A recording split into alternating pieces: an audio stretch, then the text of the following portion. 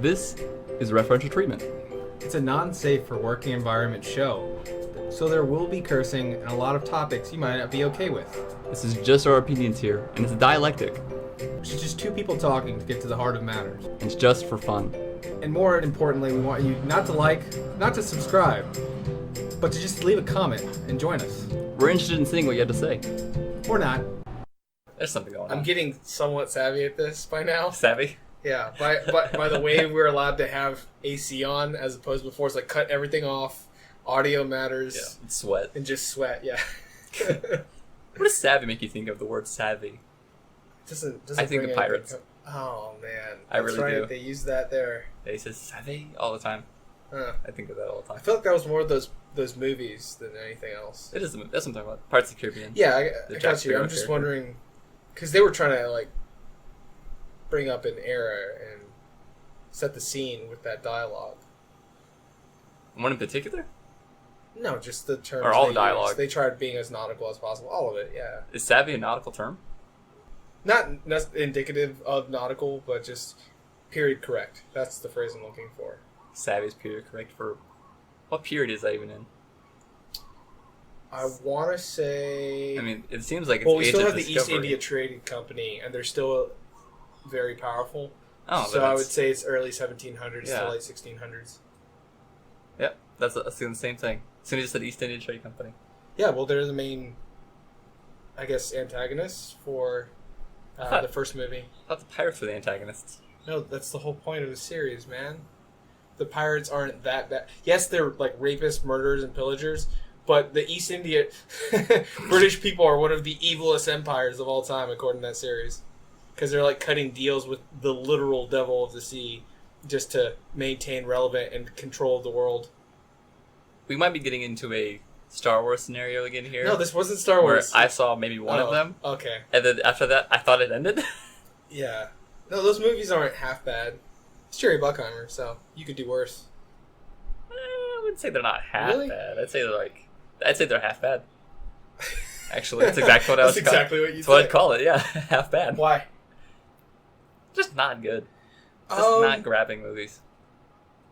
For you, maybe. No, For it's definitely tasting. a large port, like they're very popular for a reason. Oh, absolutely. People Yeah, they make a ton of money. have a romanticized idea of that period in history, and they definitely cash in on that. I mean, it's very funny to talk about a movie that was spawned from a ride, that was spawned from a period in history. Yes. Like, And I think it's Johnny Depp's best character, but worst role. what do you mean? Because now it's like he's defined as that now. Like everyone knows him for Typecast that. it? Yeah, basically. Like Yeah. he kind of He's the kooky guy. he hit that shtick, and now he's kind of stuck on it. Whereas like his character in Rango, you can see that and not even I know love it's that him. movie. But Yeah. yeah, that's a good example of like how before or prior or like in between. They said they're thespians. They're what? That's such a great joke. Well, Yeah, that's I think okay. he's one of those actors that seems like he's starting to eat his own cereal a little bit. You know what I mean? Like he's kind of buying his own product a little too hard. I think he has to take whatever work he can get. You think so? Yeah. There was a year there, like, when he redid Mordecai, where everyone started to notice he's overplayed his hand and his brand. Yeah, I think so. Yeah. Not just that, but I think we talked about it last time. He's in the middle of like a legal battle with his ex-wife. Oh yeah, that's right. Yeah, Yeah. we did. And then we talked about, and then people found out that he doesn't remember his own lines, which is fine to me. If you're solely about the performance and that's just your method of doing it, sure. There's some method actors that I would be more upset with some of the shit they do than a guy who gets it, who doesn't remember his lines. That's true, but in the profession of acting, from the whole gamut of it, from stage to film, If you it- think remembering your goddamn lines is a basic skill. It depends where you're at, because Telemundo actors don't remember their lines. Really? They do that exact method. They have the ear They thing. can. Is They that can why they're act always at an angle? simultaneously. No, they can do it simultaneously. Like Sofia Vergara, she can listen and speak like with almost no delay. Yeah, with some training, right? Yes. Yeah. And that's similar to what Do he's they have doing at this earpieces? point. Yes. Oh, That's part of the... Yes, to answer your earlier question. yeah. it's part Like of the why reason you for see the camera. shots of them Well, always like part of it is sort of from the side. to be more dramatic, but that's definitely a factor, because there's been moments where people have pointed them out. But earpieces today are so well done.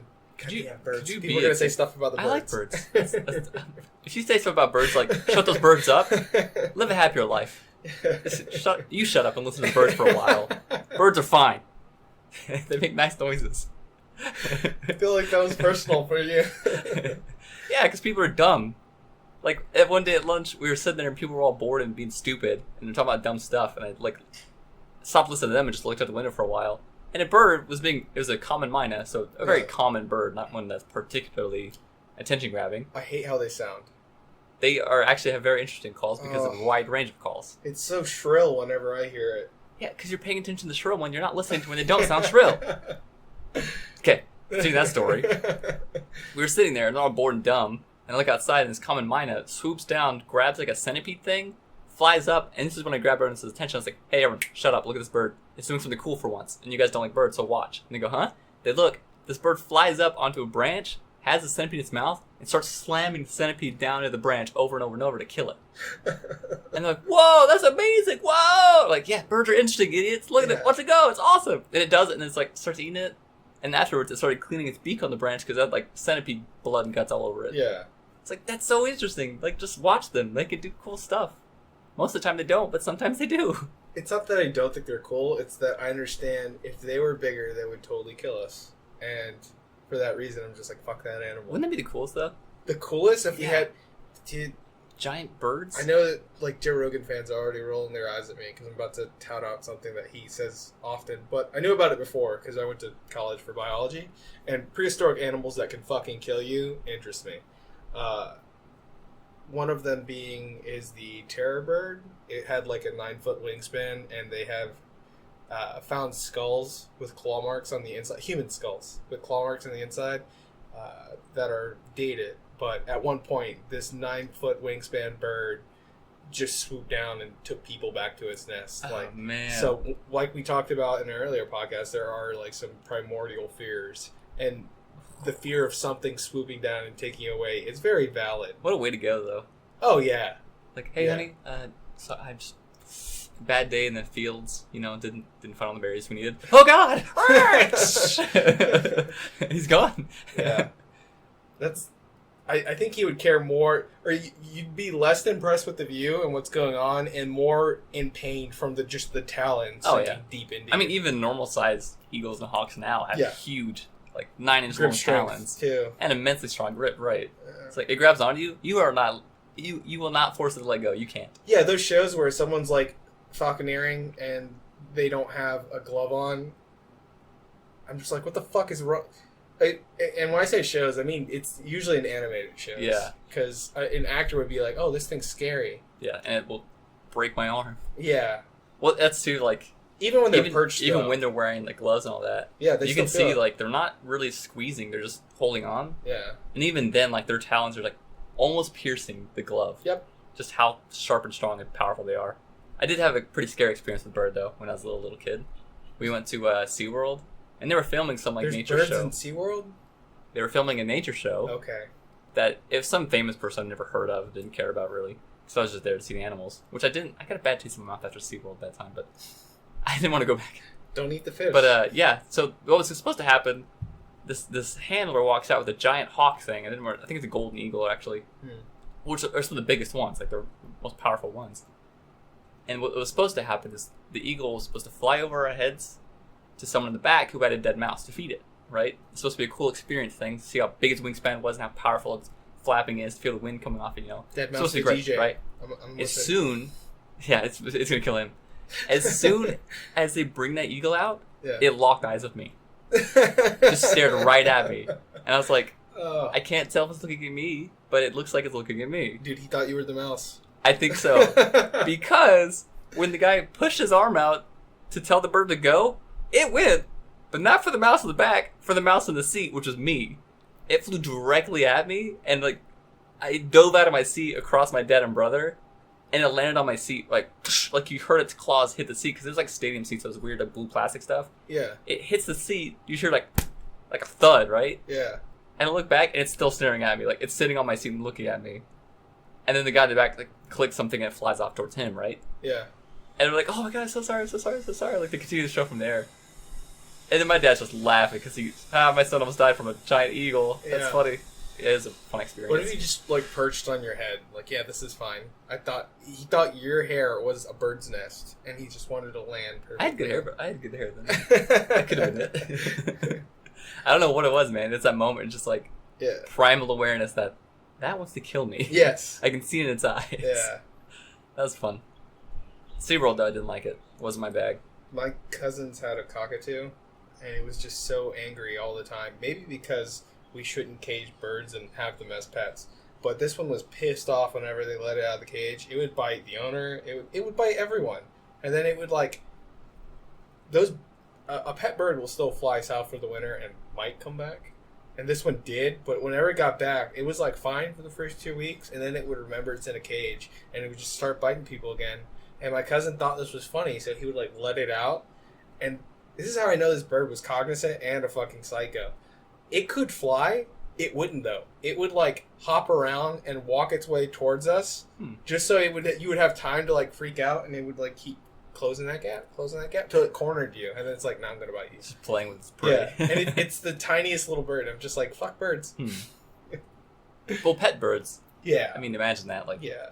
Get I'm a not gonna dog. like shoot a bird that's get a just dog like that's business. evolved and designed to run. Now put Yeah. it in a cage for like 8 years. Yeah. And then release it and see how it acts. That dog is DMX. Explains everything about DMX. I was designed to run. Have you heard Redbone from Childish Gambino yet? It's a really popular No. song right now. No. Well, he did like a classic R&B style sound in this track, and a lot of people like it. And someone recently was like, "Why does everyone like that song? I like everything else in his discography." I wasn't sure if they were being like hipsterish in nature, of just like, I liked him before everyone else liked him. He's a hipster rapper. Yes, he is. For sure. Yeah. He's every white person's wet dream. No. Like, if I know him and it's a rapper, it's Yeah. probably hipster rap. Well, he's fairly famous all the way around right Yeah, now. Because yeah. if you don't know his music, you probably know something he's acted He's acted, yeah. in. And then if you don't know him from either of those two, you know him as a comedian. So Yeah, he's kind of hit the he's gambit, well really. established. He's done the gambit. Yes. And then popular movies, too. And then now he's in the new Spider-Man, which I went to go see. Oh, yeah. Have you seen it? Yes. You should tell me about it. Yeah. We have time. But Yeah. I liked it a lot. And I didn't think I was going to like it, because I thought it was going to be like way too kiddie.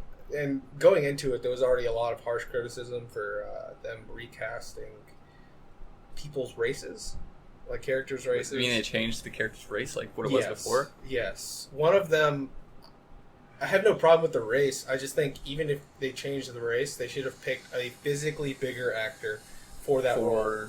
Flash Thompson. They made him like a small Indian kid. Who's Flash Thompson? Flash Thompson the bully. is the bully. He's always like a bigger white guy, blonde hair, and they're kind of going with the Ultimate Spider-Man storyline. Doesn't Flash Thompson become Venom? Yeah, in the Ultimate storyline, he does. He's a key character in that, which seems to be what they're building. But this Flash Thompson The is scrawny Indian kid? Yeah, scrawny comparative to like all Feather or other- Dot? Huh? Feather or Dot? Dot. Okay. Yeah. I don't know if that's a racist way to say that, but It's very clear. that's how they say it in the South. Yeah, Feather or Dot? yeah, Just say Native American, it's all cleared up. yeah. Well, I try to only use Native American, like, just to not have that, like, oh, I'm not sure what you're talking about. Yeah. Like, So it's Yeah. a skinny Indian kid. yeah. That's going to be Venom. Is that... No, he's not going to be Venom No? because we still have Tom Hardy cast as Venom through the same people who produced that current Spider-Man movie. Tom Hardy? Yeah, As Venom? So he's Venom and Bane? yeah. Doesn't Bane... Isn't the thing, the juice stuff that Venom... It's called Venom. That Bane... I call him Venom. It's Venom, combined. yeah. It's called Venom? Yes, That makes sense. It's like all... it's ironic. Yeah. It's coincidental. Yeah. Well, the funny thing is everyone's like, Ben Affleck is now casted as Batman. Tom Hardy's like, I'm jumping ship, not trying to fight him. Oh, yeah. I can take on Christian Bale. You can't take on They're Batman. both pretty jacked dudes. They're a good size, but Tom Hardy is not tall, and that's something. Is he short? He is short. Really? It's something a lot of people don't know. Well, that's part of in the Dark Knight Returns they use, or Dark Knight Rises. They use a lot of upshots, like that scene where he's standing on the bridge that a lot of people have seen. Even if you haven't seen the movie, you've probably seen a snip of this scene.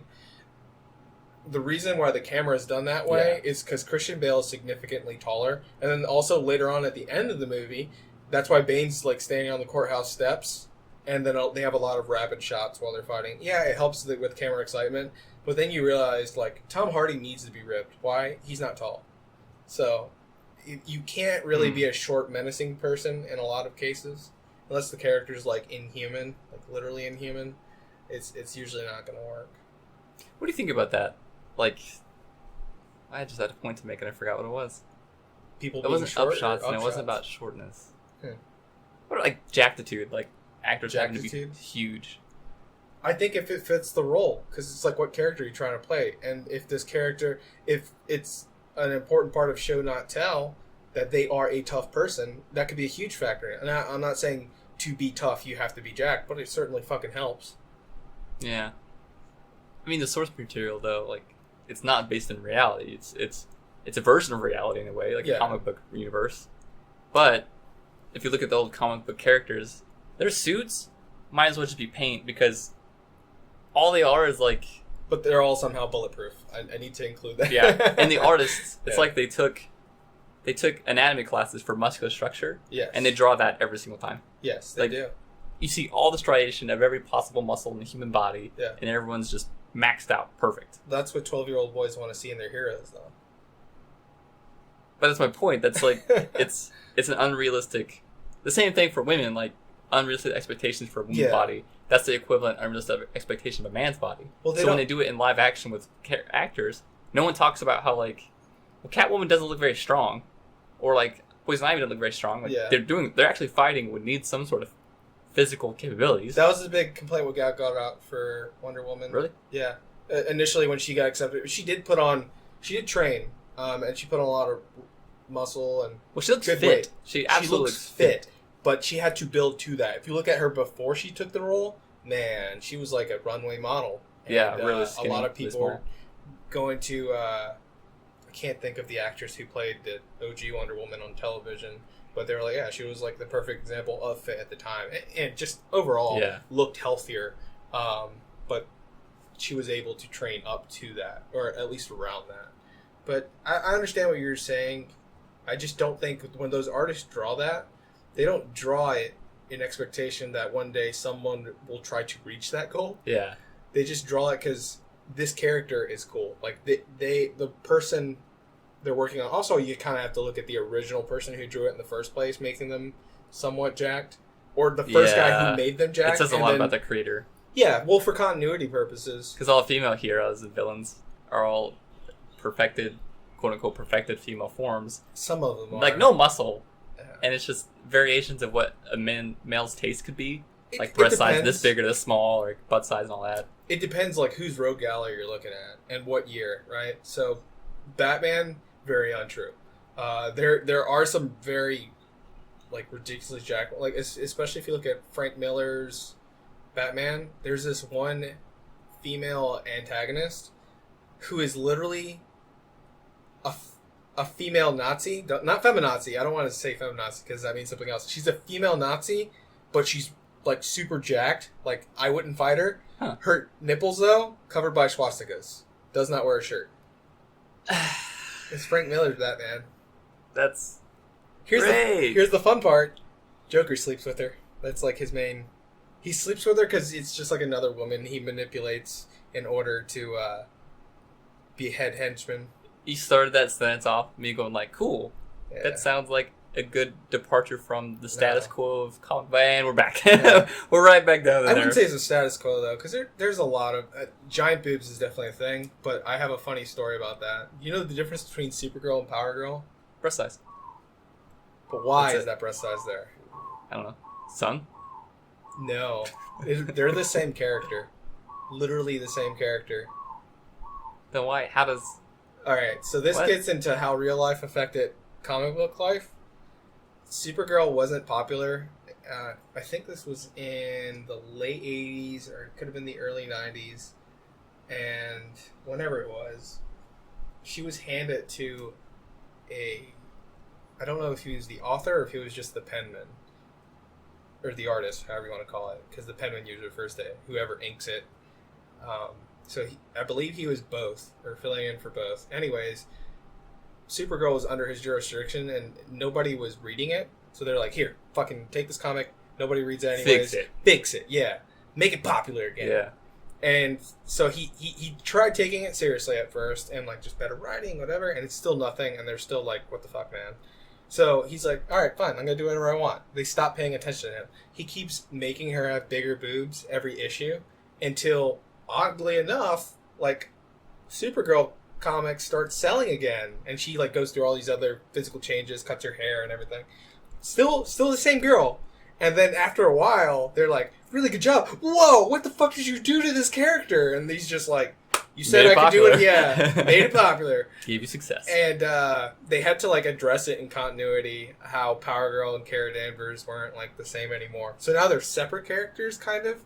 There's like running jokes, or sometimes they compartmentalize them, like this one's in this universe, this one's in this universe.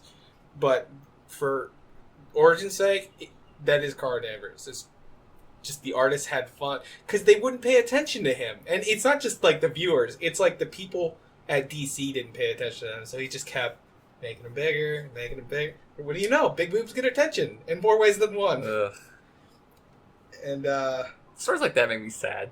really, Yeah, it's imagine the opposite. Imagine like, oh man, Batman's really not catching on. No one gives a shit about Batman. Makes dick bigger. Like they draw a bigger and bigger package on Batman, like a bigger bulletin until it's just ridiculous. that doesn't. And people are like, oh upset wait, me. hold on, now he's awesome. It definitely wouldn't upset me if they did that. And the size of his bulge makes him have to be a new character now. Well, first off, I don't think women would respond well to that. They're not going to pick it up more. Absolutely not. You would just maybe have more gay Batman fans. But if that's true, just give Robin tinier tights. But I don't know. I'm going out on a limb here. Yeah. I just think even if that was the case and women responded well to that, like if it's a it would happen if it direct worked. proportional thing, I wouldn't be upset about it. I'd be like, well, if that's what women like and that's pretty natural, like I don't get upset if like guys are being pervy. That's disgusting. How dare they? I'm just like, they're guys. It's working. Like, it's within their nature. Like you've heard the story of the scorpion and the frog. No. It's an old parable that's used over, and sometimes they change it from the frog to like a salamander or something. It doesn't matter what you use, but it's easiest to tell it with a frog. So there's a large amount of rain. You can set it up that there's an obstacle that both the scorpion and the frog have to get away from. And the scorpion's like, hey, frog, let me ride on your back. We need to cross this river to get away from whatever obstacle. Some people make it a fire, whatever you want to make it. Another predator. But they agree, hey, yeah, let's do this, but don't sting me.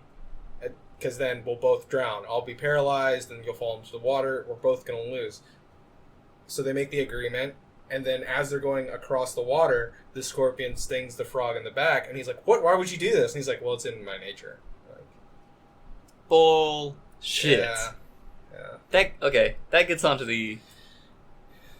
Larry used this excuse as well. Okay. Boys will be boys. That's bullshit. It depends what kind... I wouldn't simplify it as, like, boys will be boys. I would say, like, horny boys would be horny boys, because you've added another... Like, saying boys is too broad of a category, and people definitely vary within that category. But if you use an adjective in front of that, just like you knew what to expect from including that state with that noun, I just think you have to be more granular with it. But I don't agree with boys will be boys, because, you know, there's so many different kinds of, like...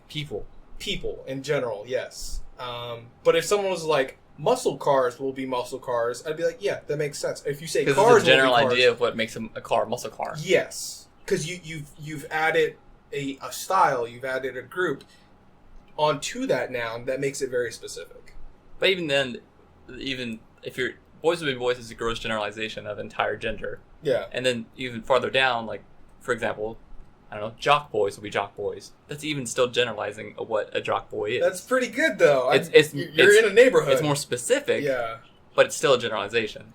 Then I would say it's situational. Like, don't use that for everything. But the correct way to use that, if you see someone and they are a jock and they're doing a jock thing, it's not to be like appalled or opposed to it. You're like, that's who they are. Like, that's what they do. It sets some expectations for the person.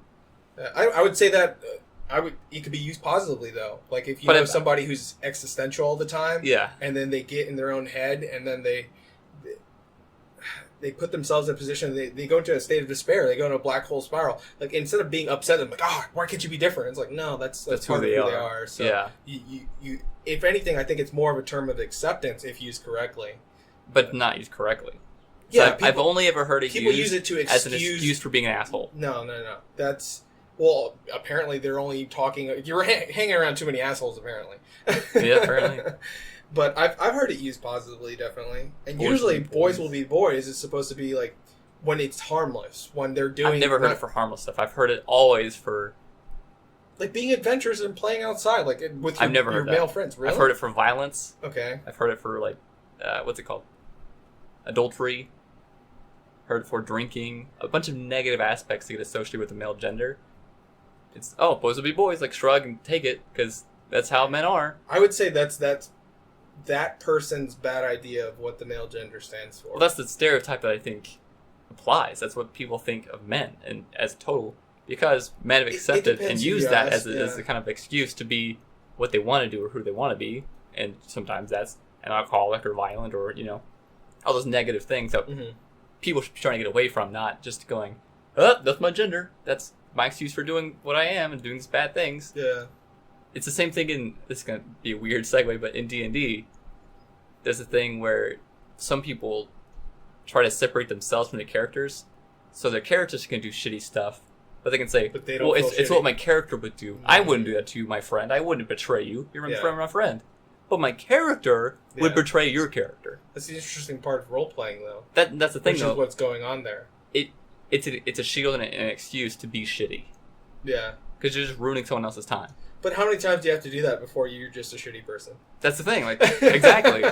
How many times do you use the, well, boys will be boys excuse before you realize you're just a shitty person yourself?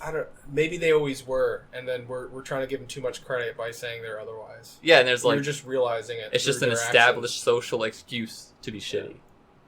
So then, in that case, I would just change it as whenever someone's saying that in an excuse for what they're doing, you just change your notion of who they are. You're just like, you're just a shitty person. Hey, boys will be boys, No, assholes will be assholes. Yeah. And you're an asshole. Yeah. But no, we're especially where I was growing up, that was always used for, like, when it's something harmless and you're, like, just playing outside or whatever. But you could change that for, like, tomboys will be boys. How do you feel about that statement? You're just like, oh, okay. That's gonna... Makes sense, though, if you think about it, like what you expect of a tomboy. Once again, it's a fine... It depends what you're applying. As soon as you make it more granular, it makes more sense. Yeah. Also, I guess it has to do with what are your opinions on that group you're talking about. Exactly, yeah. So, it's really... Women will be women. Oh, what's that supposed to mean? And very intelligent. You're probably going to major in psychology or early child development. Statistically, because I was looking this up last night, because someone was just like, wage gap. And I'm just like... I need to brush up on these numbers again. Yeah. But we should probably talk about that sometime so you don't sound like a sexist. No, I have no problem addressing it anytime, but usually whenever someone's like, that's not true, I'm like, no. I can cite, especially like really sociable people. I was like, number one, go to a college campus. You can ask. You could just, through simple polling, you'll get a very... I would go a step above that. You could probably go to whatever counselor they have, whatever counselor system. Yeah, it could be a career counselor, or it could be like a homebrew counselor. Some of them like assign like this pool of students belong to this mentor. Is that how college works? It depends where you're at. Yeah, so I know it's popular with like state colleges. That job. Essentially, yeah. It's not bad. I mean, you get to lead people and give them a little bit of insight. So good on teachers. But more than that, you could easily ask, like, wherever people go to do student sign-ups and do the initial choice. Because, a bunch of people's majors change. They find out who they are, where they actually would like to do, because that's what college is for. But initial, there's so many females that go either to the medical field, but not to the head of the medical field. They go to nursing or child development or whatever else you want to put under that. Or and early child development. The reasoning behind that would be like, women have more of a caring instinct to them. Possibly, I don't know, because I've met some really uncaring women. The specific exceptions. I just think that could be a stereotype too that we attribute to women. And how do you know? I mean, there's no scientific way to say what's instinct if it's not. Yeah. You just kind of You're just using that You term. can notice the trends, and that's really Yeah. what I do when I say stuff like that. Dude, like dating sites, once again, Tinder, you can swipe through so many. RN, early childhood development, teacher. I don't have like my settings so I see male and female profiles, but I'm sure if I did, I would see almost no male nurses. Yeah. Or pretty almost rare. no like male teachers. Well, if you are a male nurse, like, what's the chance that you're going to end up nursing somewhere where a majority of the nursing staff is men? That's just the chance. I think is so it's slim. unrealistic. Yeah. And honestly, I would prefer to have a female nurse if I was in a hospital situation because I would prefer I to feel have- women are more caring. I would prefer to have gender-specific hospitals just because a guy, he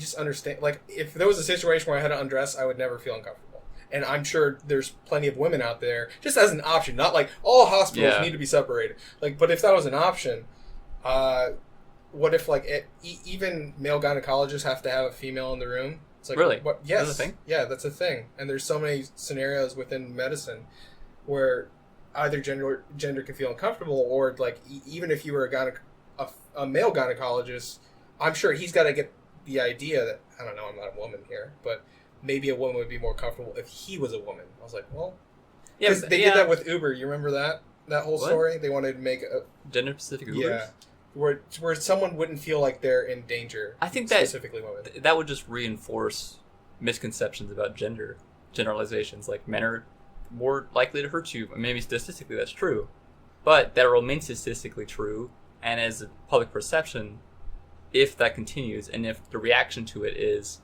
well, men are dangerous, so let's only like I don't get right think from women. the medical field is where you sort that dog out. No, not at all. It's Not just at all. like, let's just try making people feel as comfortable as possible in this, and also this is me being a little crazy. Really interesting social experiment. Like, who does it better? Like, Think so? You could then have like prolific numbers that say save rate at this hospital, this percent save rate, and it's like, let's figure that out takes why. into way more. That would take into way more Well, if you were doing variances than an just experiment gender. like this, I'd give them similar budget, give them similar staffing, and then Even that, you can't dictate they're going to get the same, like, patients, even. So one might get super lucky and get an outbreak of something. The other might get super lucky and well, have if to you do were with only good very minor at issues. breaking out data, that all gets recorded on each Yeah. one. So you would just put data of the same set against each other. Well, that's kind of the issue. That's why we trying have to data do, scientists. I mean, like, real not social, but like real life experiments with real people. yeah, There are more variances. What do they call them? I keep saying variances, but I mean, no, the variance is correct. There's an example though. Variables. Okay. There's more variables than can humanly be accounted for, I think. Sometimes it Most depends of the what time. you're looking So a at. control experiment, like, there's a purpose why they're usually pretty small scale. Yes. Because it's easier to control the variables in that scenario. Yeah. As soon as you start adding more and more on, the data becomes less and less reliable, I think. There's another hand of that though. Once you have anything can happen, that becomes your variable, because like an equation, to balance out both sides, what do? Well, if something's present on both sides, they might as well not be there. Yeah, because you need to control Because and both experiment, that's the whole both point. have that variable on both sides. Yeah. So if you have the chaotic life of like whatever a hospital is on both sides, if anything, if you tried to control what patients they had, I think you would fail faster at that. Yeah. Because people's medical history, body types, and all this Exactly. other stuff. Also, at this Even point, within you're one turning people variable. away from a hospital, which is always Yeah, bad. I think that's against the Hippocratic Oath to begin with. You're not supposed to be selective about who you're helping. You're supposed to help. Yeah, it's just one of those things that like, if I had control of the country, I'd be like, there's some things I want answered just for the sake of knowing. I would do that, the same though. thing with education, though. Well, you could do that with boarding schools. You could probably pull numbers, and I'm sure someone has. It's like, Yeah. which one's more successful? Why are they more successful? And that's really how you remove these like notions once and for all. If people accept science, that is. Yeah, because then even if you do all that experimentation, they get hard data and say, no, this is it. This is the answer. Yeah. People are going to just close their eyes and ears and go, no, it's not. Well, I don't fuck them believe in because that. Yeah. if you can't Those people win didn't with go to that. boarding school. Yes. Well, not that. Neil deGrasse Tyson said it where the first thing he does whenever someone's like, I'm a non-believer in this science or this data set or whatever, he asks them up front, what would it take to make you believe that? Yeah. What, Usually the answer what is like, hard there's no way. evidence? And if he presents them with that, if that's doable and he gives them that information and they still say, well, I still don't believe you, he doesn't cut this person out of his life. He's just like, well, I can't. There's no conversation to have here. Yeah, they're an illogical person because you gave them, number one, you made it very clear in the beginning, hey, I want to convince you of this. What is your demand for it? And then they said, well, that's not enough. Well, they could do that with any amount of data you gave them after that, too. And I think that's just a defense for people who know they might be illogical about something or refusing to believe something. Yeah. They're going to say, oh, I need this, or like, the evidence just isn't enough, this. But in reality, there is no evidence that will be enough.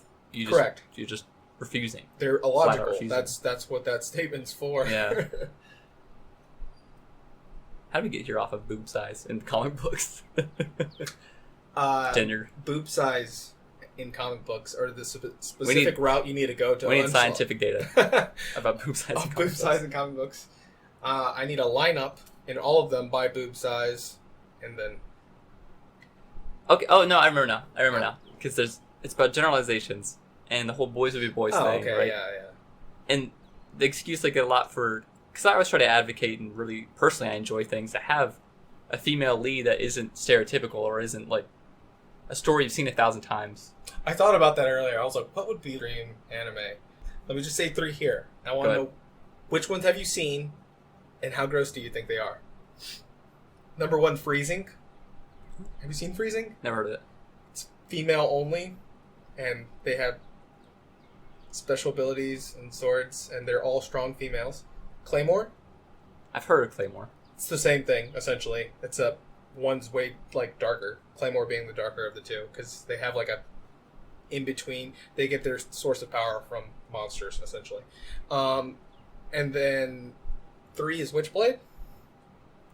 I've seen a bit of Witchblade. Yeah. That is not a good example. All of them for female empowering content. Incredibly shameful. All of them. Incredibly shameful. If they're as bad as yeah. Witchblade, they're pretty garbage. No. Which, if you're looking at, like, what's the most ecchi out of those 3, it's definitely Witchblade.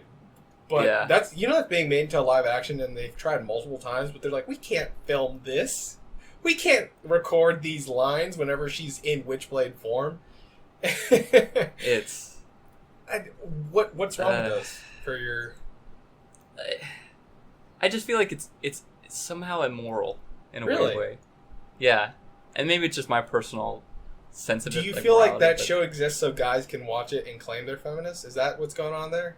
Or what? Claim not that I guess dislike it and say that a lot of guys watch it and they're like, why is it immoral to make shows like that? So don't take my words to mean that I don't see the appeal in it. Yeah. I don't say, like, they're super hot characters, of course. Like, duh. Yeah.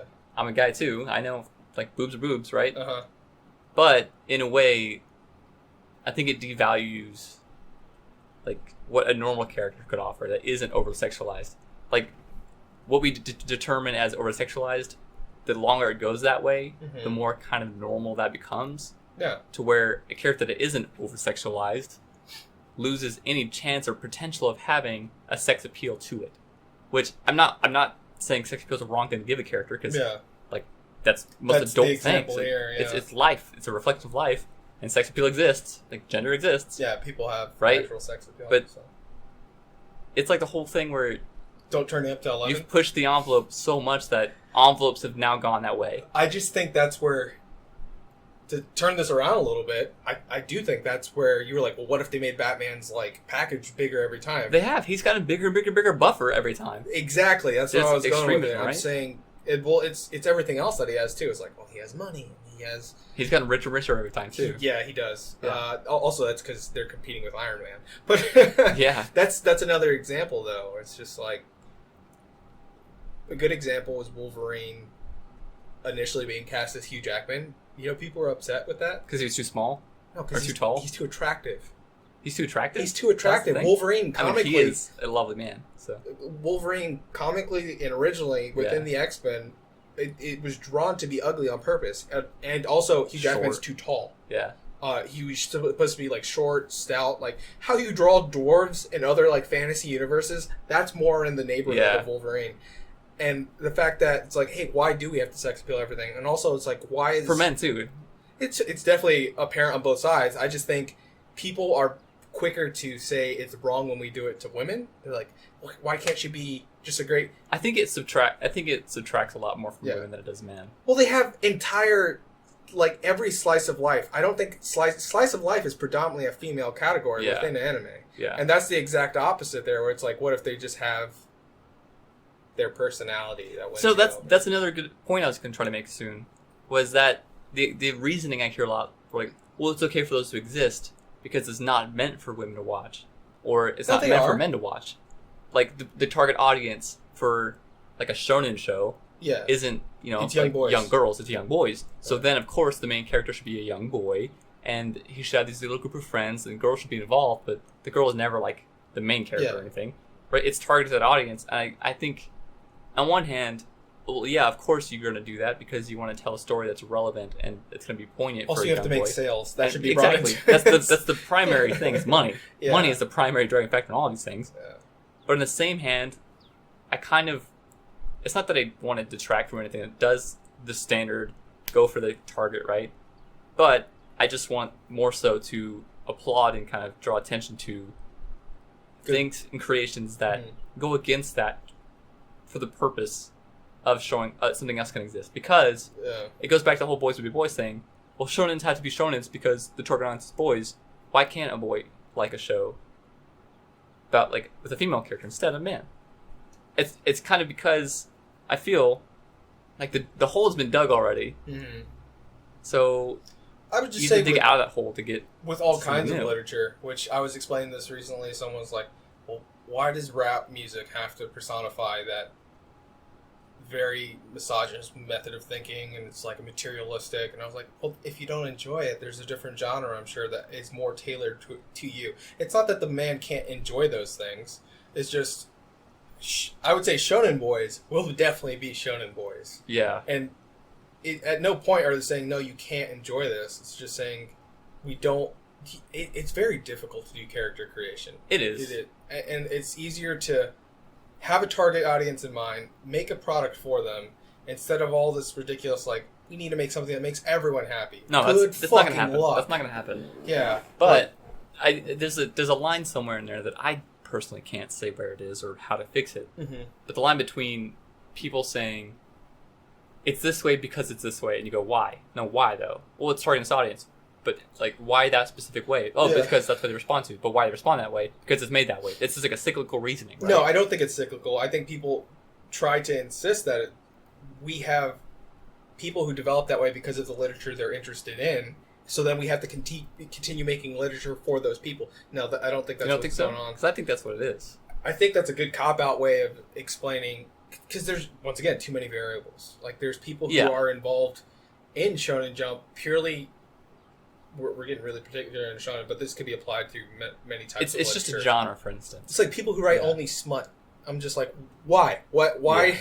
Yeah. That's something I don't understand. But it's like, no, well, a lot of, like, housewives or just normal businesswomen, even, like, this is like their escape. It's like, well, why not just write, like, a novel not tailored towards women, just a sexually attractive novel for both genders? And that's not really a thing. That's no, it's not really. Because they have their target audience in mind. Generally, what each gender finds attractive or sexually enticing would be different. Yeah, and it's something that we also mentioned about George Lucas, where it's just a good writing tool, and first advice you give to young writers is write about what you know, right? Yeah. And depending what you subscribe to, you can't be both genders. Some people would argue otherwise, but then it's like, then you identify as one or the other. Or someone who thinks, well, no, I'm in tune with both, right? Yeah. Well, then they're going to produce something that's only going to appeal to someone else who thinks they're both. Correct. It wouldn't appeal to one or the other. Correct. So it is, in its core, it's difficult to write for both genders at one time. Yeah. Why? You're one or the other. In the sake of either you were born one and you identify in the other, is like, well, then wouldn't you write from that perspective now? Well, that goes back to my personal philosophy of being in the middle of things. Yeah. That, I think, makes a perfect product as well. Yes, it's very, very, very, very difficult to write something attractive to both genders, or both groups of this, or this is this, But the closer a product is to a gender-neutral peer, not peer, but gender-neutral value, I guess. Yeah. It's going to be more popular because there's another half of the world who's going to be a different gender than something. Maybe. So if you overly target to one half, you're missing out on potential and value and depth Well, But I if think you you can under target, target, to yeah. either, and you can just miss both audiences altogether. totally possible. Yeah, totally possible. It's kind of a balance you need to strike as a creator or something to Mm-hmm.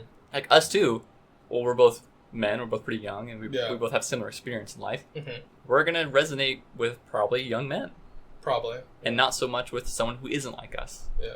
Which kind of I don't like that for some reason. Hmm. I want to appeal to someone who isn't like me.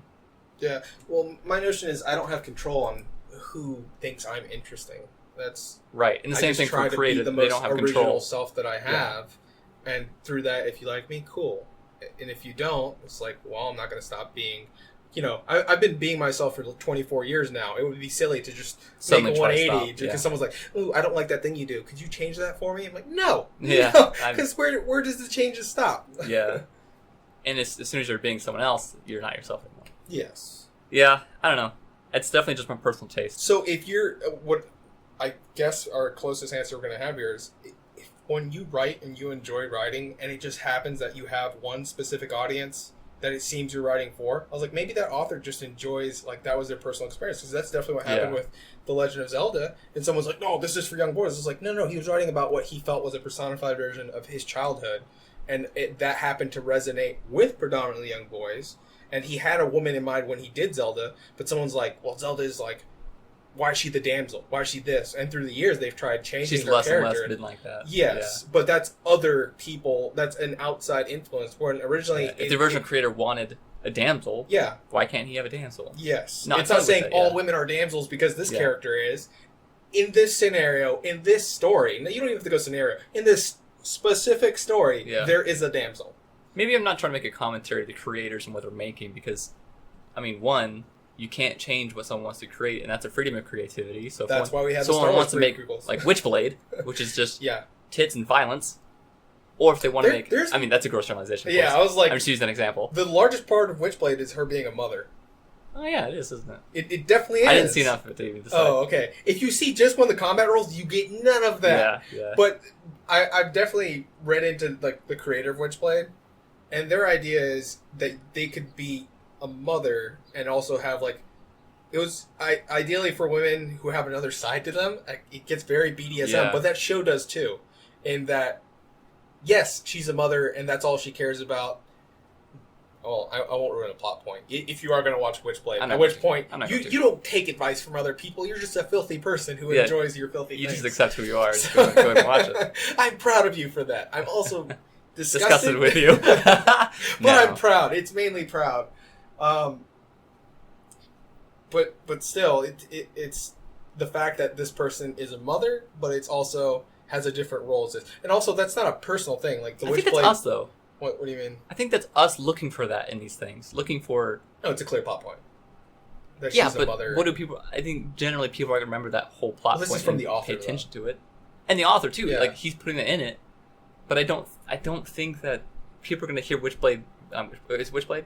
Yes. People are gonna hear Witchblade and remember, oh, the one with the mother. They're gonna think, oh, the one with tits. Well, if they watched it, I would think it'd be both. Yeah, you think so? Yeah, because the only reason we have a plot is because like her daughter gets captured multiple times, and that's what the Witchblade is incited by a state of rage, and every What would time make she it- gets yeah. the state of rage, it's because she wants her daughter back. Yeah, that would be the most thing that would trigger that the Yeah. most. But But also, the daughter is a really great character. yeah, She's not a helpless, like, I'm a little girl and I can't do anything. Like, in most cases, the daughter's like, Mom, you need to sober up. Like, so maybe that is a good example of Yeah. a show that, on the surface, might have yes.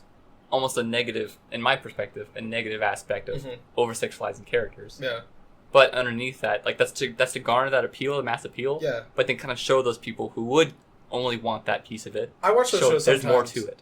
with the ideas like, well, most people slam the book at just the first appearance. If they're just like, oh man, objectified women, I'm done with this story. Yeah. But And maybe it grows from that. Maybe it's Yeah. objectified in the beginning, and women in the story kind of mhm. develop and stop this objectification, and it's really a story of triumph for women. So that's possible too. Yeah. Like, you don't know until you go through it all. I just don't think objectification of either gender is a bad thing. If that's whenever you're talking about If that's in a the purpose. fantasy Yeah, world in a where fantasy it world, doesn't yeah. hurt or like demean anyone, it's Yeah. fine. Well, that's the 'Cause thing that's too. your fantasy. I can't tell you. Your fantasy is wrong. Like, Right.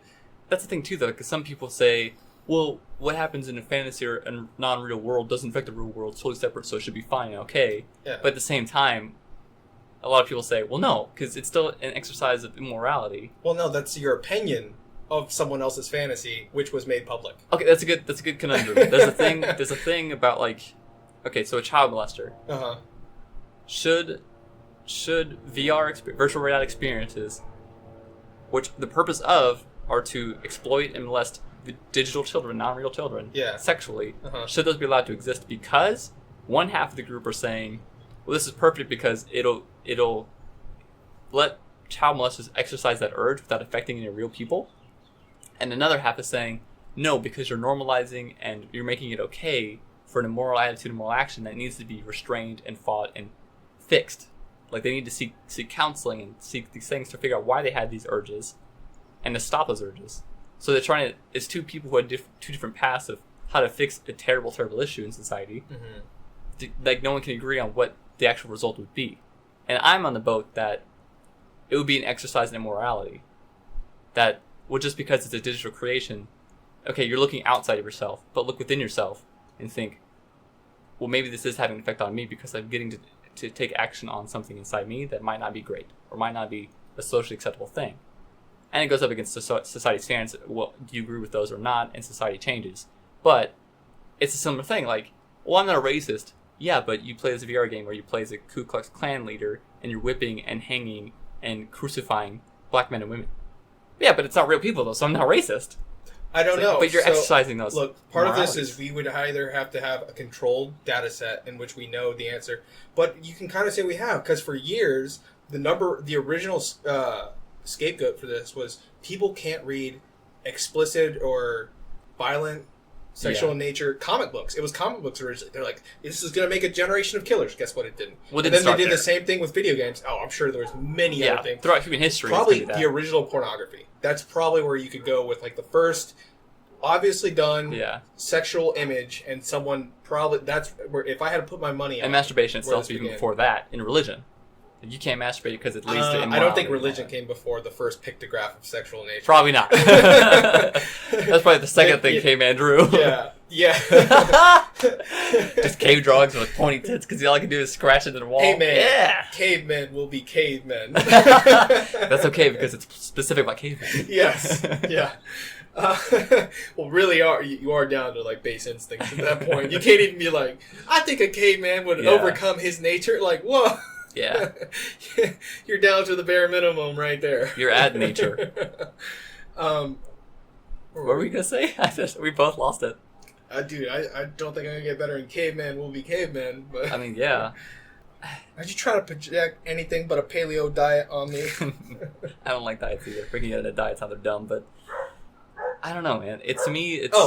what? Oh, yeah. Okay, the VR experience thing. The example I gave of an exercise in morality. Oh, yeah, and the first examples were going from either pornography and then you go to other kinds it's happened in media. history. It's any kind of media. They're like, oh, this is totally going to affect. It's like, no, I still think it's fair to say action will be action. And that is where the buck stops. Like, because you cannot go as far to imprison someone for wants they have not acted on yet. Yeah, you can't. It's crime not committed. Because especially when we're talking about things that are considered the carnal nature, because the idea is that we all have them, we just do not act on them. Yeah, it's like I've said before, how everyone has the same capacity for actions. What matters is what they do, though. Two things, though, specifically for the VR child thing. Number one, if it's something like some perverted, strange, pedophilic game developer made his own within his own computer, and it's not published and on the open market, where, like some young kid can download and... Oh, yeah, you've talked about this before, yeah. A similar experience. If it's his own personal thing and it literally does not harm anyone, I can't think of a good enough argument to say it cannot exist. In fact, anything other than that would be an intrusion on someone's personal life that isn't affecting anyone else, so it'd be affecting his life. Yeah. Also, it'd be an intrusion on his own computer. The fact that you know that he has it at this point. But so what are you doing? That's another question. Yeah. Second off, so the reason why we do control media is for children. Exactly. I was about to say that. Think of the children. I was about to say that. You want to wait till they're at an old enough age where they can make an adult decision on what they're taking in, and you don't influence them ahead of time or scar them or whatever else. So the answer is the rating system and this is where I blame people on this. The rating system is there for a goddamn reason. If someone's like, well, my kid plays Grand Theft Auto, I'm like, why? There's a badge on the front that says don't. Yeah. It has very clear indications, but people are just like, oh, he'll be fine. It's he can fine, make his it own doesn't decisions. matter. He's a mature child. And I know people who definitely understand their child isn't mature, still let them play those games. Yeah, and that's why you get the little kids on Xbox Live screaming they fuck their mother. Yes. Yeah, and that's the parents' fault. There's no one else's Yeah. fault. Because even at Those GameStop kids have and, been taught the wrong and at lessons. vendors' places, it's the law. They're like, if you're young and you try buying this game, you have to have an adult who is who says, yeah, buying it. And Did you ever make that mistake as a kid? What do you when mean? you tried to buy something that clearly was not okay for kids? No. I remember the exact game I tried to buy. It was Destroy All Humans, where you play as a little alien. Yeah, I bought that game and you too. fight. Yeah. So But my parents knew, and they were just like, yeah. It was my first attempt at purchasing something as a kid and not stealing it like I did the ball. Yeah. I got the game and I was like, this looks great, this looks fun. Like, oh man, It this is looks, fun. Yeah, It's one of my favorite games of all time. it's a fun game, right? And it's really, like, if you look at it now as an adult, it's Yeah. it's harmless, really. Like, it's silly, Yeah. it's dumb, it's cartoony. But I went to the counter and I reached up because it was taller than I was, and I put it on the boom, and I was like, I would buy this. Yeah. And then I took my money out of my pocket, about $12, and Yeah. just like put that on there with like some change. And there it is! Like, I want to buy it. And the guy's like, first of all, you're about $54 short. Yeah. Secondly, that's teen for teen, and you look like you're 5. Yeah. And like, ma'am, like, call my mom over, and she's like, what are you doing? You know? And we saw a situation where I didn't get the game, and I learned a good lesson about money and ratings and being a child and Yeah. having limitations. That was a fun experience. My but- little brother got that. Opposite story. My parents were like, they're nerds. It's whatever. an alien. Here you It's go. fine. Did you ever get to play that game? Yeah, absolutely. Like, as soon as I you grew were up, I old was like, I gotta get that. I remember. How fun is the mind reading gun? It's fun. You It's realize that a lot of Yeah. people's thoughts are just stupid, and you're just even within the game. Like one of the funniest one is like you zap like a kitchen wife. This is like 1940s. I think we have to throw this out so people are like, oh my god, there's Yeah, this. and we didn't make this game, Yeah. so don't judge Yeah. us for what's in it. So you zap like a housewife at the time, and then she's just like, it's the sexiest word in the human language, Tupperware. Tupperware, and it's her saying Tupperware over and over in like an attractive female voice. Coincidentally, Oh. that's the name. That's the guy's name. What? The guy who invented Tupperware. His name is Tupper. His last name's Tupper. Okay, that makes sense. Yeah. I can see that. I thought you meant it as a whole, like his name was Tupperware. No, I'm like, no, oh, just too much. Tupper. It's Too much. Tupperware. I don't believe that. Like kitchenware. Yeah. Like Sans Kitchen. Tupper. Yeah, this brand is specifically Tupperware. Yeah. Okay, that makes sense. Actually, the guy got super rich off of it. He left his family and kids and bought an island and lived alone there and died. Oh, dude, that's my plan. Yeah, and invent Tupperware. Divorce kids you don't have. Yeah. Yes. Divorce kids. Divorce your wife and leave your kids. Oh man, what if you could divorce your kids and be like, no, this is done. It's not working out. Dad! Just sign here, sign here, sign here. You'll get It's- visitation rights for your room. My name is Jim now. Don't call me that. Not your dad anymore. Ex-dad will work. My ex-father. God, that'd be great. No, wouldn't that be horrible? It's bad that people leave their Oh. kids. Sometimes the best thing they can do is leave. Yeah, sometimes, yeah. That's something. That's definitely something that doesn't Some get people are mentioned better a off, lot. yeah. Where you want to talk about people who grew up in that toxic. I don't know about you, but from some of the stories you told in mine, the best turning point for my childhood, from being in a household where your Yeah. parents fought and argued and clearly did not want to be together, and gives you like a ridiculous notion of like, yeah, a marriage is whenever you just save up dirt on the other person and try to incriminate them Yeah. as much at the end and try not to get a bankruptcy. No, like that shouldn't have happened. If anything, they're like, Yeah. clearly this is toxic. We could do better on our own. The and find adult other thing people. is to find a mutual understanding to split. Yeah. And just talk to your Where the kids notion and before was stay together for the kids. No. I strongly advise against that. like, if you're the type of people who can work out a problem Yeah. anyways, you're going to stay together for the kids. Mhm. But if you're already not the people who can do that or are going to do that, I would question. Mutually Wait, split. what are your problems? How bad has it gotten? Are Right. you just arguing and it's Have you someone's tried stress counseling? at work? Yeah, this could be as simple as counseling. But if it's like gone to the point where things have gotten physical and this is like going on for years, get the fuck out of there. Yeah, There's nothing no. you're saving at that No point. yeah. And then we touched on that before, too. Like, Yeah. abuse and everything. What was that the analogy for the run? No, we didn't use the runway for that, which is my favorite one. Runway? Yeah, the runway is whenever, like, say you were a shitty pilot. We talked. Oh, we did. Yeah, we did. You Example. just Yeah. chunk the keys and you're just like, make better planes. Yeah. Like, Make better runways, make better plans. there's some Like, fault no, you should on, be a better on your pilot. side. Absolutely, yeah. Yeah, everyone's at fault for a bad situation. Yeah. Even if your fault was just being there, Yeah. like, you still made the decision to get up in the morning and go to that place. Yeah. so you still have some part to play in your life. And people think, when I say that, people go, no, that person's just a victim. They didn't do anything wrong. They didn't do anything wrong. I know. I know they did anything wrong. Yeah. But putting everything else on someone else takes all agency and control out of someone's life. Yeah. So if you say, oh, this victim did nothing wrong, like, yeah, they didn't do anything wrong. And yes, they were a victim of some traumatic experience. But saying, hey, it just happens that way, just happened that way in your life. Like, you went to work and someone came in and robbed you and shot you in the leg. That can happen. Well, then why would they not be afraid of going anywhere? Why would they not be afraid of going to any job? Because that can always happen. But if you tell them there's still agency in your life, there's still choices you can make, even if it's an obvious choice like going to work. Right. Yeah. It retains that self-awareness and agency for someone that I think is very important. Well, I would also question, at what point do you become a personal victim to your own self-destructive tendencies? And it's right. like, yeah. That's something we have is like, the attacker could never have anything going on wrong in their life. They're just a disgusting person all the way around. Almost always. It's just like, no, dude, there's always a different angle from that person's perspective, like that whole in their shoes moment. And that's something I really like in media, whenever they're just like, the bad guy is not just some cartoon evil. Let's segue to like a year before his life. Like, what got him to this point? Yeah. Which, by the way, new Spider-Man does that. Really? Pretty well, yeah. It has a genuine plot point where you're just like, I didn't see that coming. That's a perfect example of the point I was trying to make earlier about, targeting an audience, sticking to what works, all that stuff. Yeah. It becomes the social narrative that's the norm. And it becomes that a newscaster saying, it's a bad guy, it's a villain, right? It's this cartoonish, dehumanized cartoonish villain. But with effort, people can go forward and say, look, this person did a bad thing, but let's look at the circumstances.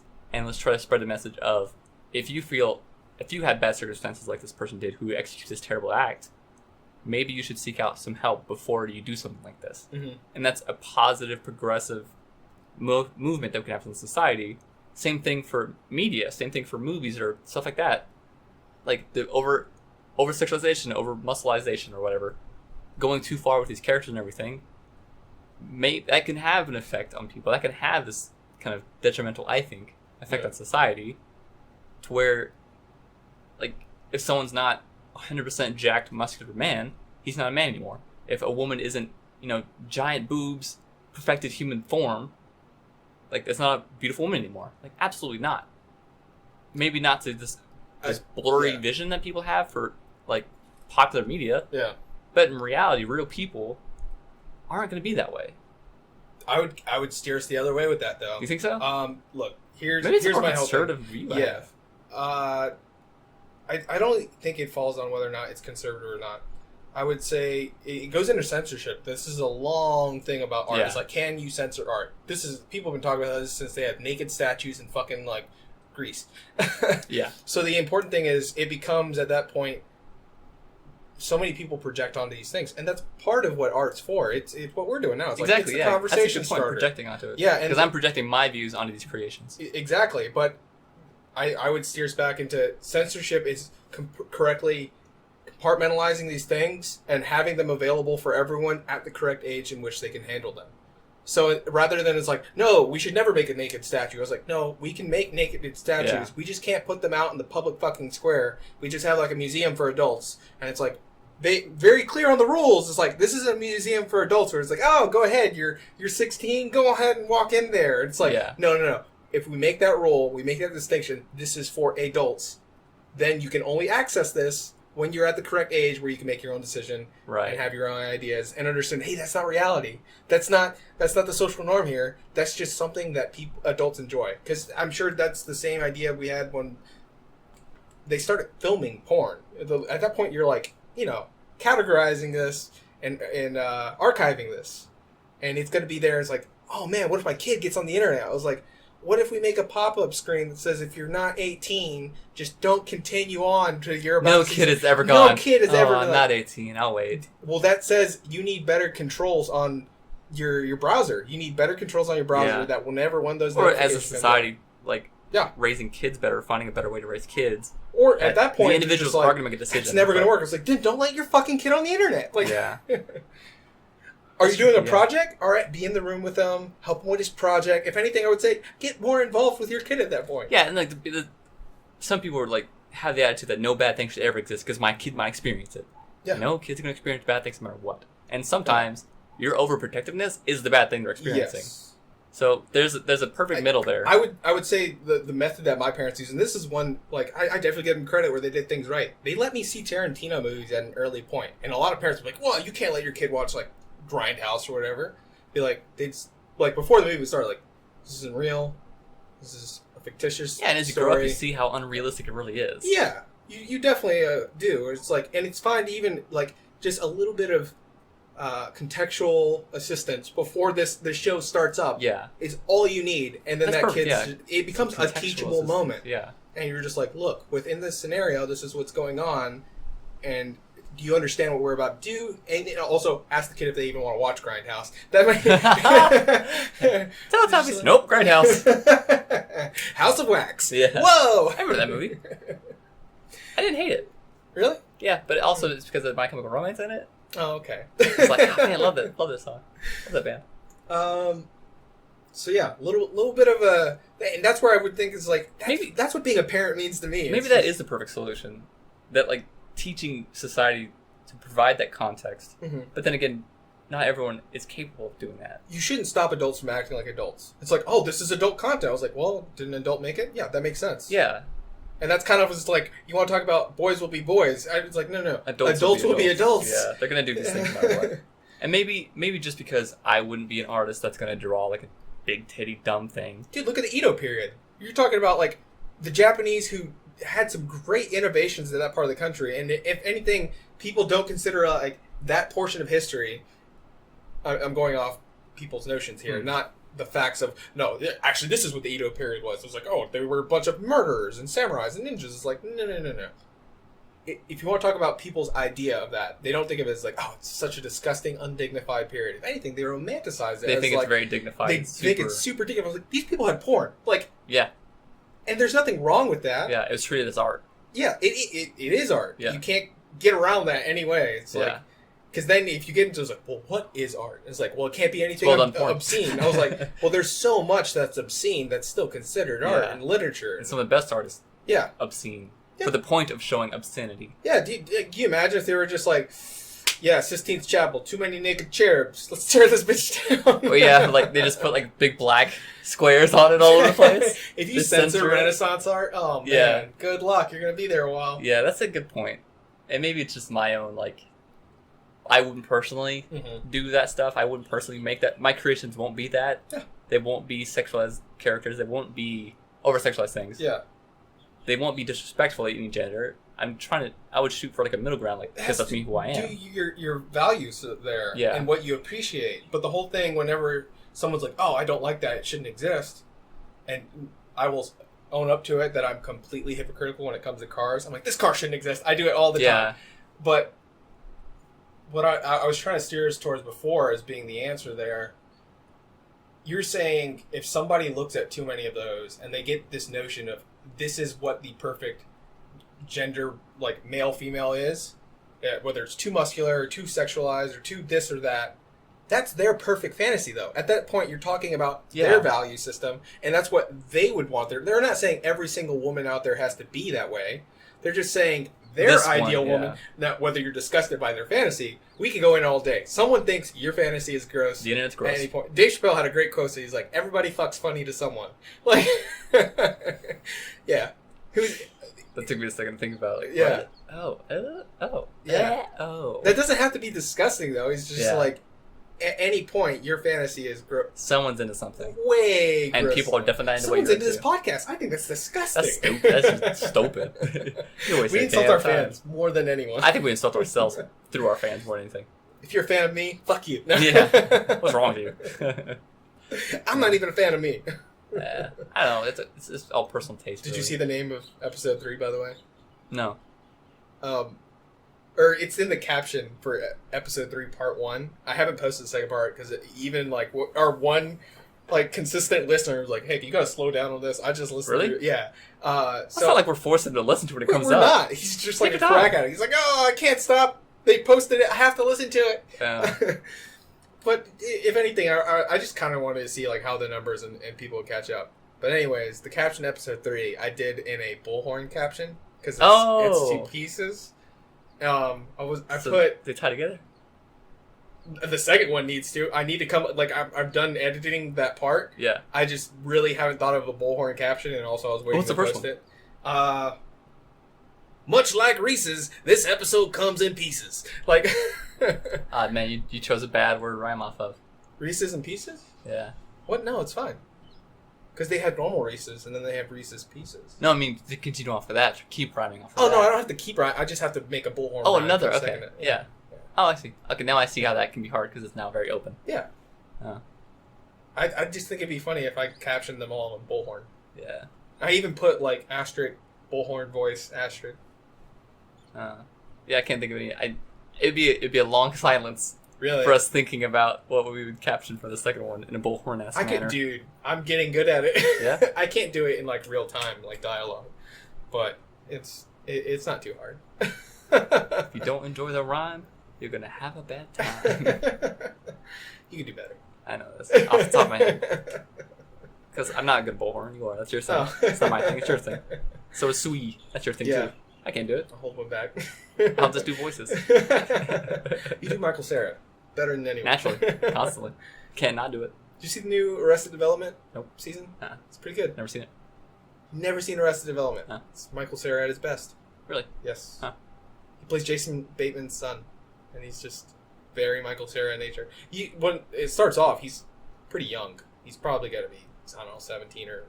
Maybe I'm really bad at guessing Michael Cera's age. I was like, oh, that's Michael Cera? Michael Cera's like 30-something. He is now, but I'm saying like when Arrested Development started, you could tell he's much younger. Oh, yeah. Which he was already like a young-looking guy, but it's significant at the beginning of this. But, I mean, he plays someone's like high school son, so he's supposed to. Yeah, you need to appear young. It's kind of weird if you look old. Yeah.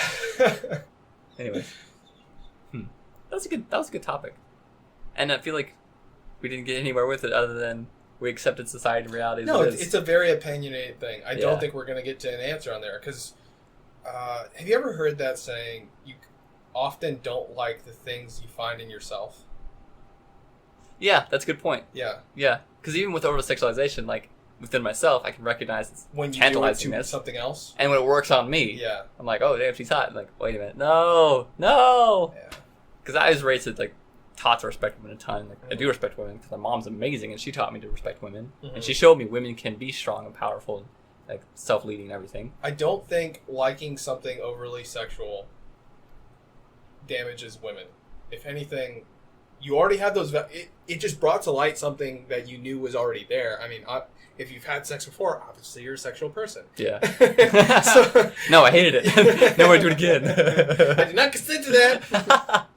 That was the 3rd time we did it today. Yeah. I didn't consent to the other 2 either. I didn't want to make conclusions after 2, try 3 times. I wanted to make sure that I didn't consent.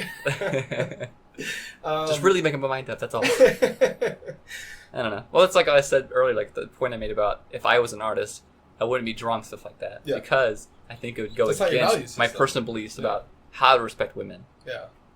Huh. Kind of funny, like maybe I'm the one that's different. Maybe I'm wrong. I had that conclusion much earlier in this conversation. I just don't think I should have led with that. So I was like, let's tease this out a little bit. You've already came to... I have my own conclusions and preconceptions. Well, someone was once kind enough to remove that veil from my eyes.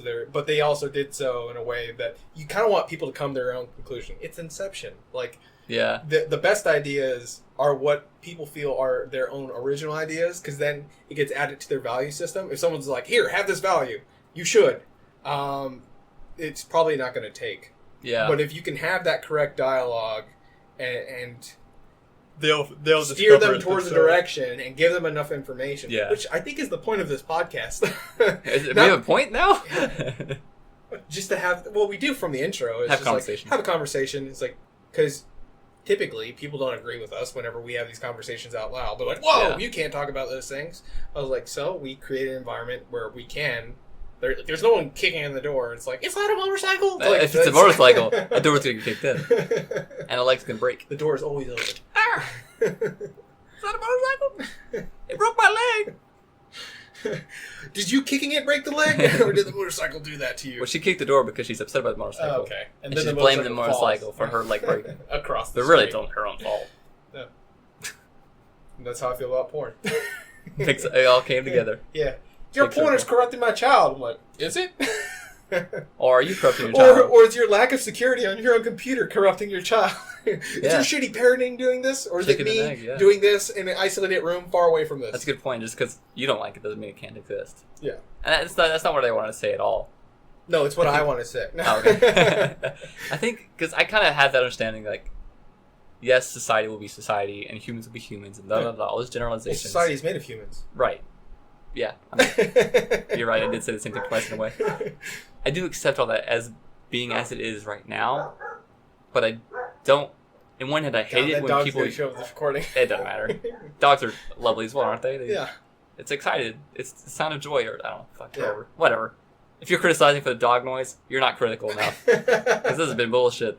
Anyways, in one hand, I accept that society is as it is, but I hate that can be used as an excuse for it to remain as it is. I want there to be progression. I want there to be movement forward.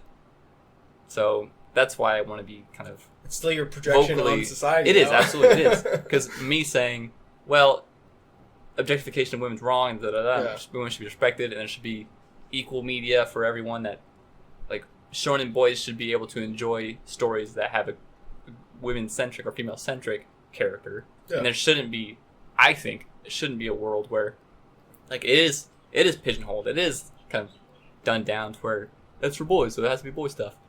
Like, that is because the current state of society has put, quotation marks around boy stuff, and that's the definition that's currently standard, right? And that'll change from past and change in the future.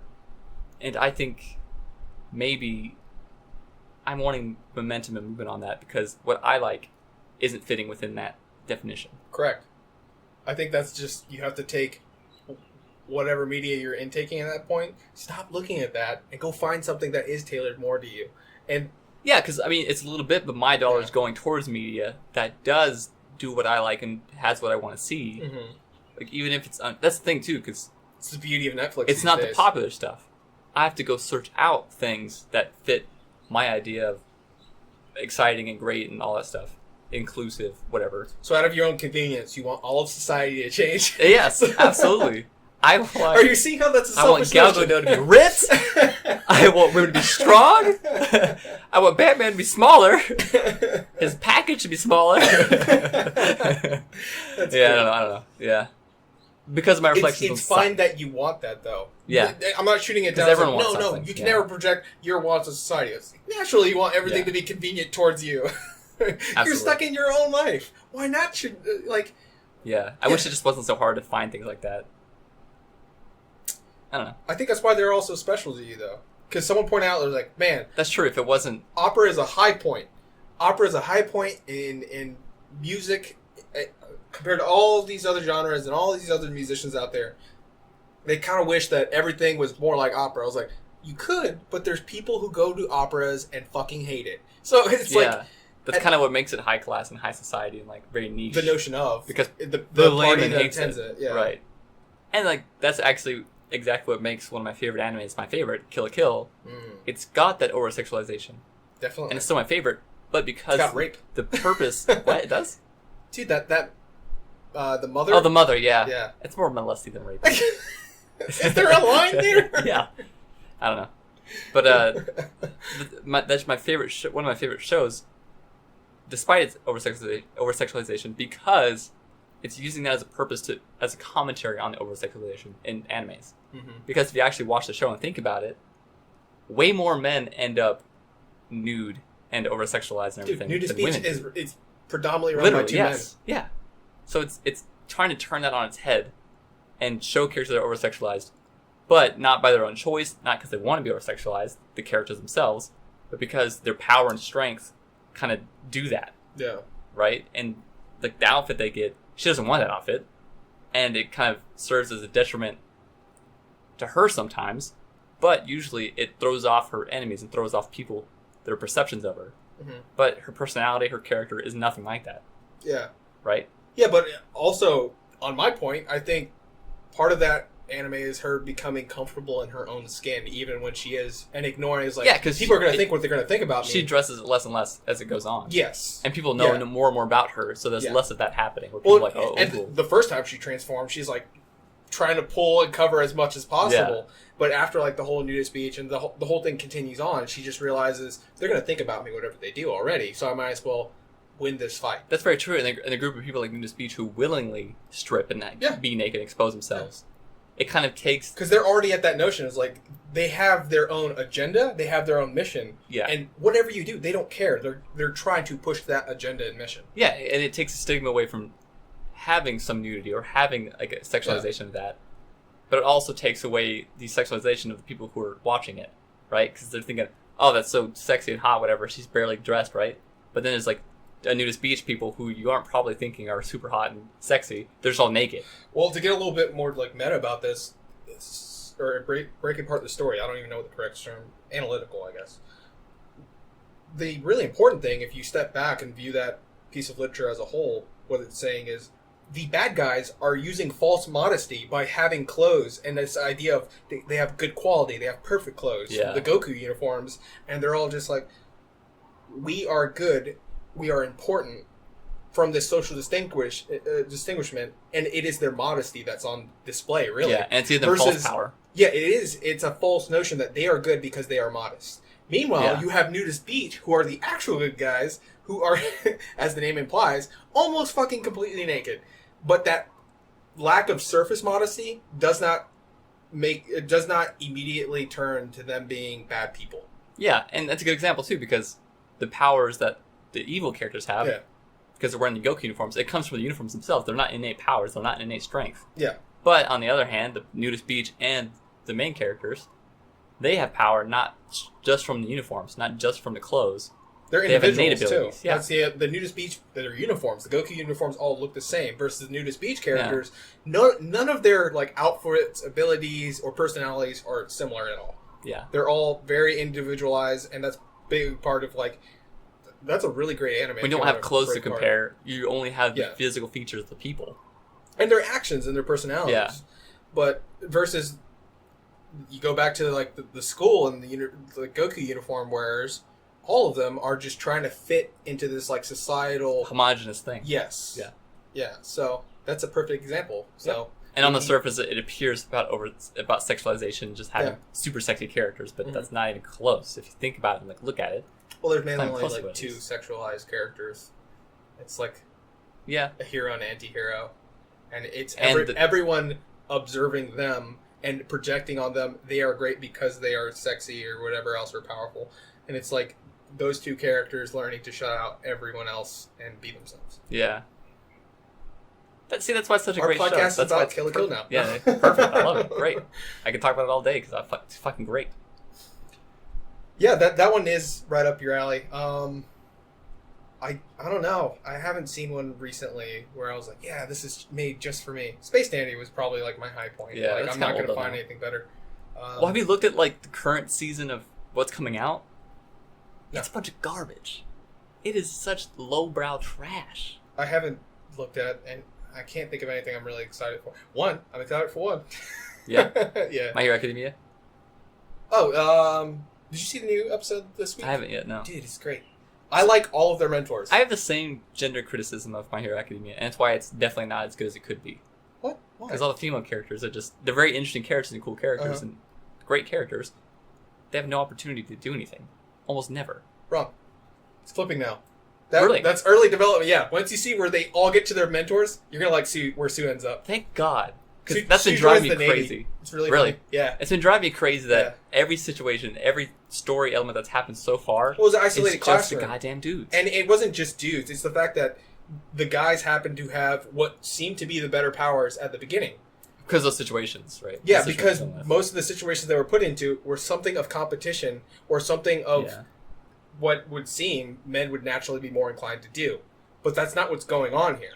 And also, you have female characters who can be overly sexual, or like towards men in that. Definitely. Also, two of your favorite characters end up partnering together. Who? Two of your favorite characters end up partnering together. Who are my favorite characters? The rock guy and the steel guy?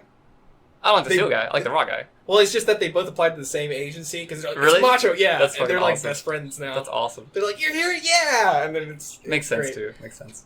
Yeah, I just feel like all the female characters have only gotten support roles for the entire thing so far. Definitely not now. And I'm excited to not see that. To kind of see them kind of take. In fact, two of the main females that I know you like both their abilities, they end up going to an agency because the female or the leader of that agency, the head hero, hired them because she objectified them. A woman objectifies two other women, and she's like, yeah, but I know sex sells, so if I get you under my wing early, I can benefit from you being sexy, because that's other people's perception of you. That could lead to a good commentary on that. It can. Or it could just be about sexualizing characters. Oh, it's also like, who's like the weird BDSM hero chick? I can't think of her name. Midnight? Yeah. Midnight kind of objectifies guys, too, and I got that vibe. Yeah, and what she's doing, she does to herself, the objectification. Yeah, that's... So I mean, if that's what it you're depends do what you're yourself, looking sure. for within this anime. Because I don't think It's just not my bag. guys have better roles in this. You just have a better origin on some characters who happen to be male. I just think they've had more leading roles, and my personal interest, I want Yeah. to see a woman's story or a girl's story Well, in that. it's mainly just been like aspect. Todoroki so far. And, Yeah, that's meaning 3 dudes. It's been all about them. and Bakugo Yeah, and Deku. and Deku. It's been about them mostly, Yeah. and everyone else basically is male or female is in support of that happening usually. I just don't think they've had time to get to everyone's I individual know, yeah, arc, and and that's the that's whole my point thing. of that last episode. Yeah. Especially when the gravity chick, I really like her. Ochiko. Yeah, I like her mentor. Yeah. Gunhead. That's his. Oh his yeah, hero yeah. name. She chose like the. Well, yeah, it shows her walking with him. He's like, wow, he's way nicer than I thought. No, I like what happened with that character too Yeah. because Well, she they did something non-standard. They had her choose a very like violent centric Dude, before that, mentor. her goals. They're Yeah. like, what are your goals here? And she's like, just to make money. And Yeah. you find out later there's a reason. She's doing it to support her family. Possibly. her She parents. also just really likes money. Really. Because later on, she has own personal goals in it Yeah. and inhibitions. And That's the thing. That's what I like about the show because Yeah. the female characters are really cool and the show itself is cool. And well, male Deku characters are starts great off too. a loser too. The male characters are great too. Yeah. Like, that's one where it's getting close to hitting appeal that is not gender specific and it's Yeah. getting away from its shonenness. That's why I like the show Definitely. as much as I do now. But Yeah. it will be a great show to me as soon as it executes on having awesome female characters. They do. It hasn't so far. That's the thing. No, don't look at the classroom students. Look at the hero students. Because the whole point of the classroom students is they haven't come into their own yet. Yeah. It's a high school Yeah. show, so no one should be fully developed right out the gate. And that's kind No, of no, why, that's why what I'm they saying. have. No, I'm not saying they should be fully developed right away. Yeah. I'm saying they should get character development. They're going to. They're going to, yeah. Equivalent to the male characters and Yeah. even some of the main characters, even if they're not main I characters. just think of course, so far Todoroki's, you can't get around that. His has to, because he's overpowering literally in power and story. well, not just that, but I think his dad's going to be a major villain. Like if we're talking about foreshadowing, that's there. Todoroki isn't important because he's a male strong character. Yeah. He's a male strong character because his dad's important. It's a plot And- thing, yeah. Yeah, and by the way, spoiler alert, he ends up going to his dad's agency. Really? Yeah, he straight up owns it. Hmm. So he's starting to, like, as a character, there's more going on there. He's not overpowered just for Yeah. the sake of having a strong male I character. just want that level of plot investment yeah, for some of the female characters, yeah. I just think we have which hasn't happened we yet. have to have Yeah. time. Yeah, but that's like it's a personal thing too because So what are you gonna Even- do? Are you gonna have a whole Sue episode? It's like, are you gonna have an episode on literally all of them? I don't know. I'm not the creator, but that's what I No, would. I'm saying if you could drive it. If anyway, I could yeah. personally, I would have made the male character female. It's just it has to feel more organic. Just because I think that's a cop out answer. no. Yeah. Solely because in my life so far, Mhm. I've got to experience so few stories from the female perspective Okay. that those stories interest me. It's like I've been down the road of the male perspective so many times and I know it so well that just blatantly that it's a female's perspective is more interesting to me because I don't know everything that's going to happen or what's generally would happen. I really don't. That's why if I have an option, Yeah. like a game or anything, Mhm. to play as a female character, I play as a female character. Just Smaller because hitbox. to me it's mechanics. No, it's just more interesting to see and experience. Even if the story is the exact same Mhm. between the male character and female character, I just find it more intriguing to play it through the female's perspective. Do you do the romance options? No, that's when it gets weird. That's when it gets weird for me. You're like, break this. I don't want to experience a female's perspective on romancing digital men. That's when it gets weird for me. But everything else is like the non-gender specific stuff. Yeah, Rex. Shepherd? This won't work, Shepherd. Yeah, no, that's just me personally. I'm sure there's some woman out there like, thank God for the genophage. And it extends beyond just like media too for me. Yeah. Like for example, clothing. I see men's clothing and I wear men's clothing. It's kind of boring to me. I've seen the gamut basically. Okay. And I feel like men's clothing doesn't have the options and stuff. But seeing women's clothing is much more likely chance that like, oh, that's really cute, or that's really pretty, or that's really like form fitting, or that's really, there's so many more aspects and so many more different ways that clothing is expressed and women can be expressed through clothing than men can, I think. Because what's popular for men, like, oh, a good fitting suit, good fitting clothes.